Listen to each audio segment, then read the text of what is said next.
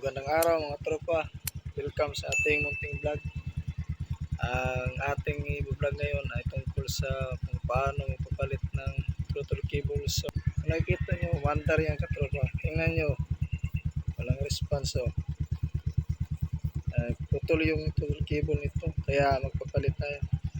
So, una natin gagawin ay tanggalin ito at saka itong mga tornilyo sa cover. Yan, ito. Saka ito. Saka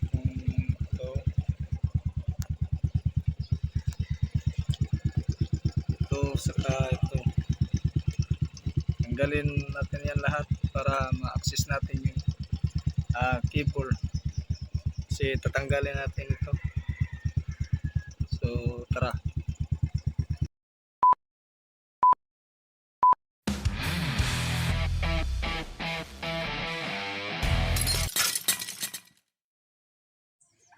So, pag sa pagbaklas mga tropa, ay gumamit lamang kayo ng Phillips screw. Depende na yun kung ano yung mga gamit yung na bolts. Kasi itong sa akin ay Phillips screw pa yun kasi hindi pa na-stuck pa yung mga tornilyo niya. So, baklasin muna natin.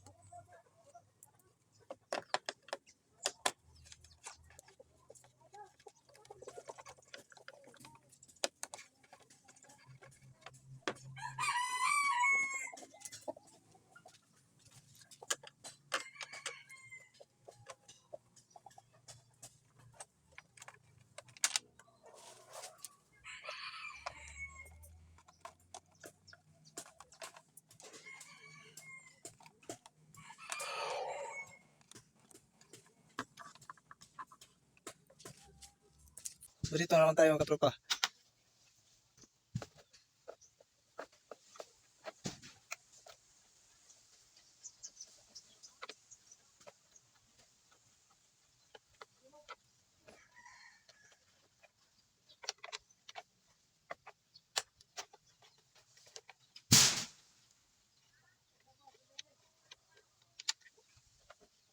Sinsya mga tropa, medyo maingay ang paligid natin.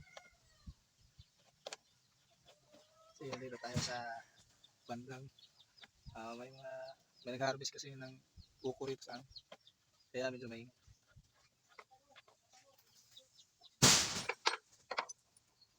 So, dito pala mga tropa, iba na yung tornilyo na gamit kasi nalustred na. Kaya alin rin yung gamit natin. Saka kontrahan natin ng gis na loose mesh.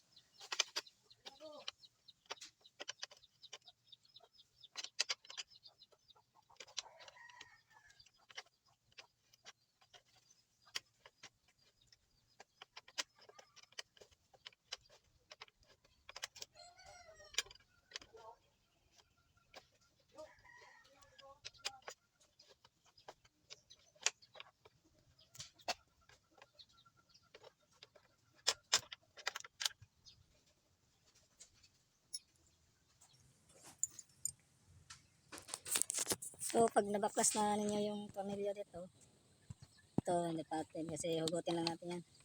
Ito. Muna natin mabaklasin na ito. Hugutin lang natin pababa. Saka sabay hila. Yan. Natanggal na.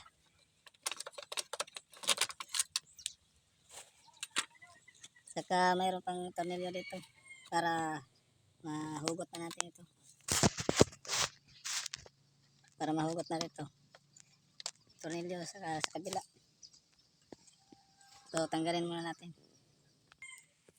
Mayroon pa palang ditong dalawang tornilyo na screw. Tanggalin din natin to. So pagkatapos matanggal ang mga tornilyo, pwede na natin mahugot ito. Hugutin na natin yan.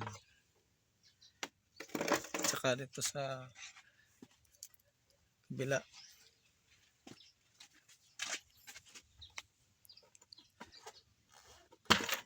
Yan, tanggal na. So pag natanggal na, sunod natin tatanggalin na ito, dalawang tornilyo.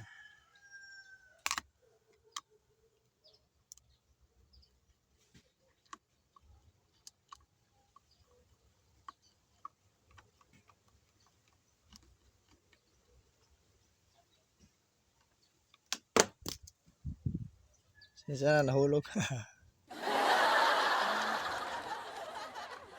Hirap talaga pag walang taga-video.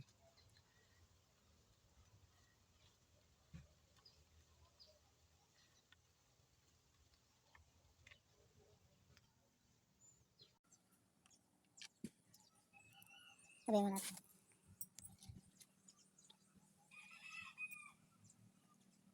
Yan, oh, kita niyo putol, diba?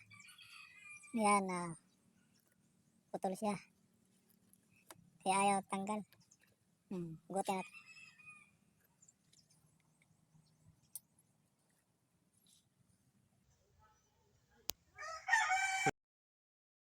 Natin ito, mga tropa.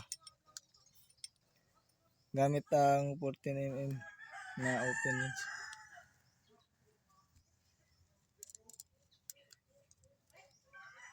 Tanggalin muna natin to.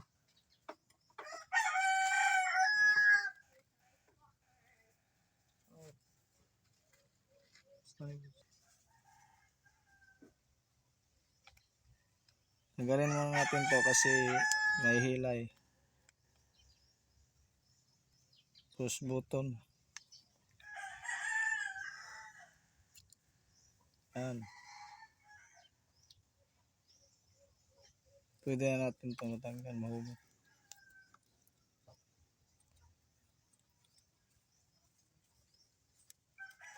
Yan, putol, diba?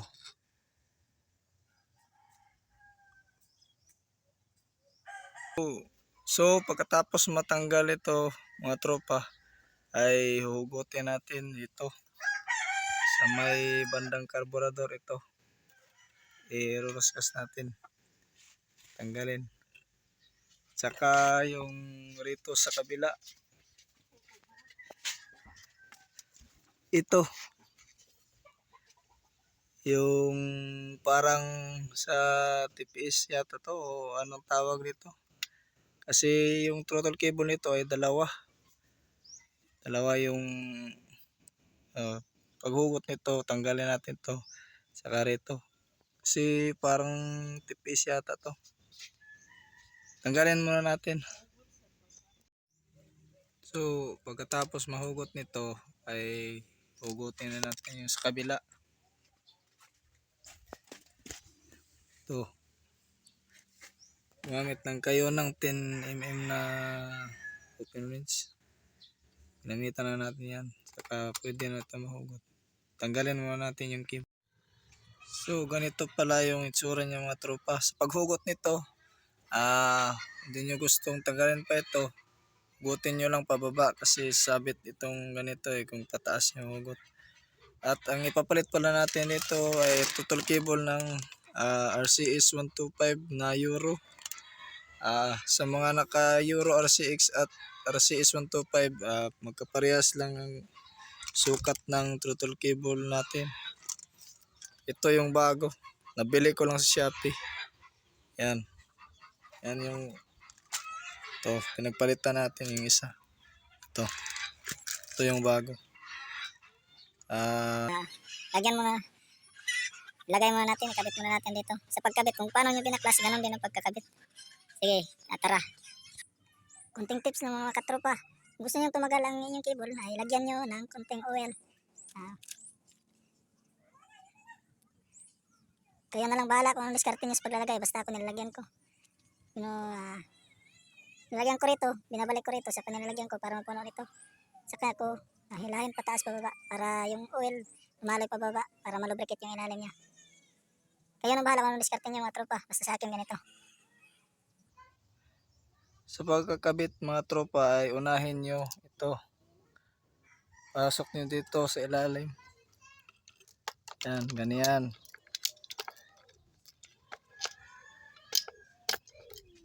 Saka nyo hugutin pataas. Yan.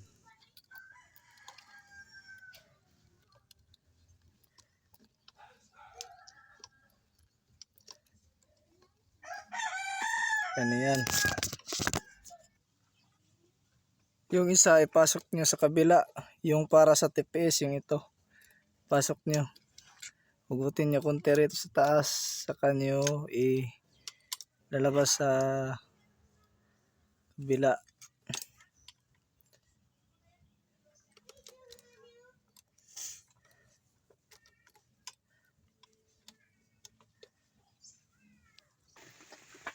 Saka mga katropa, tanggalin nyo muna dito.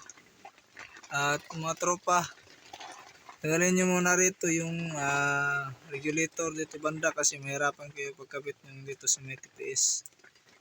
Yun lang. Saka ito, sa pagbabalik, unang may lalagay ay ito.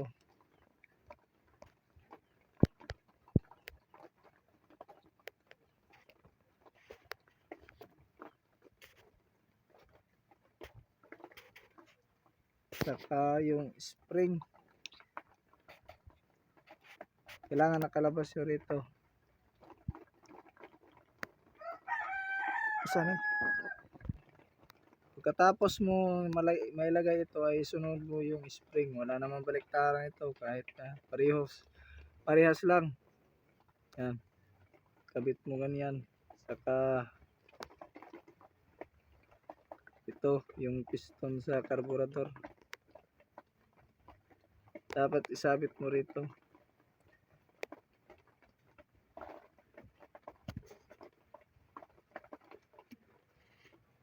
Ganito lang paglalagay.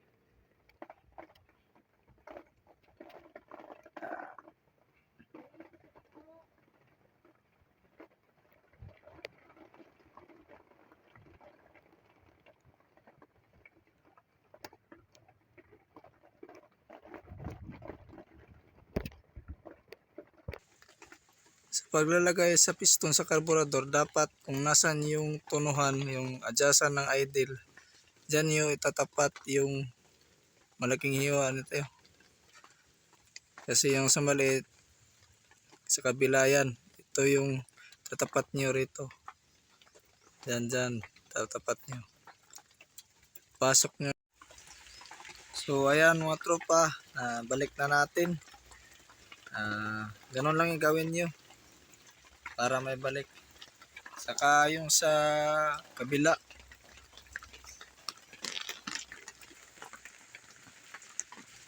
yung sa dito, yun, kabit nyo ganyan, ibalik nyo yung rusika, yung nut, ibalik nyo. Pasensya na kasi di tayo masyadong bihasa sa pagtatagalog eh. Yan. Sunod natin ibabalik ay yung ito na sa handle. Ito, yung throttle dito sa ibabaw. Babalik muna natin ngayon.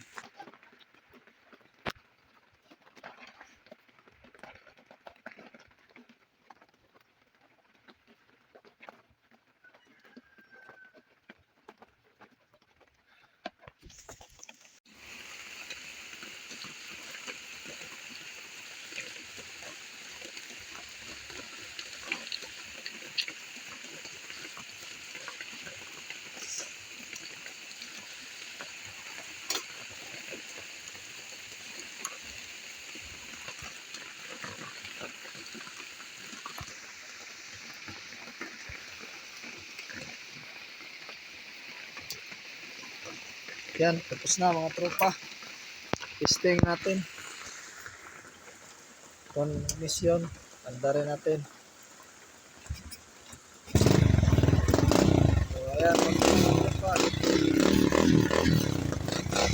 Anda na. Tapos na. So, kung gusto mo naman itong video natin, paki-hit subscribe and like button and